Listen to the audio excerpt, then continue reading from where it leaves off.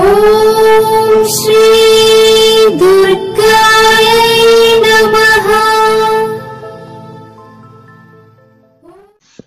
Hi friends, ఎలా ఉన్నారు friends? పరగడుపున మెంతుల చూర్ణం నీళ్లతో కలిపి తీసుకుంటే కలిగే ఆరోగ్య ప్రయోజనాలు ఏంటో ఈ వీడియోలో తెలుసుకుందాం. నిత్యం మన వంటల్లో ఉపయోగించే మసాలా దినుసులు ఆరోగ్యానికి ఎంతో మేలు చేస్తాయి. వాటిలో పసుపు, అల్లం, మెంతులు, జీలకర్ర ఇంకా పోపు దినుసుల వల్ల కలిగే ఫలితాలు చాలా ఉంటాయి. పసుపు శరీరానికి కావలసిన వేడి, రక్తశుద్ధి, కఫం, వాత, పిత్త రోగాలు నయం చేసే గుణం కలిగి ఉంటుంది.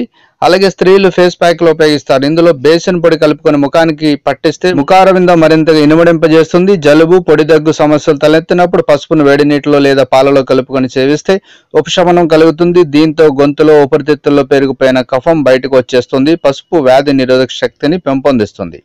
ఇక అల్లం, అజీర్తితో బాధపడుతున్న వారు అల్లం సేవిస్తూ ఉపశమనం కలుగుతుంది. ఉదరంలో గ్యాస్ ఏర్పడితే అల్లం దివ్య ఔషధంలో పనిచేస్తుంది. దగ్గు, జలుబు, కఫం మొదలైన వాటికి అల్లం అమృతంలా పనిచేస్తుంది అనడంలో సందేహం లేదు.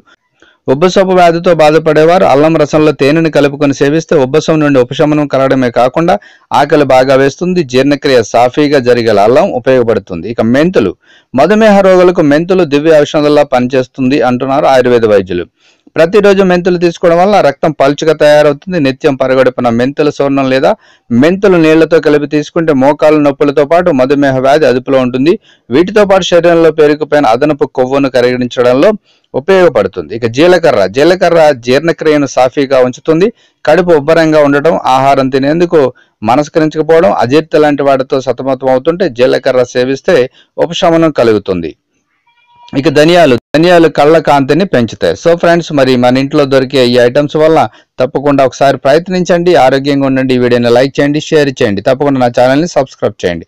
సబ్స్క్రైబ్ చేసుకున్నారు బెల్ ఐకాన్ క్లిక్ చేయండి. Thank you for watching friends.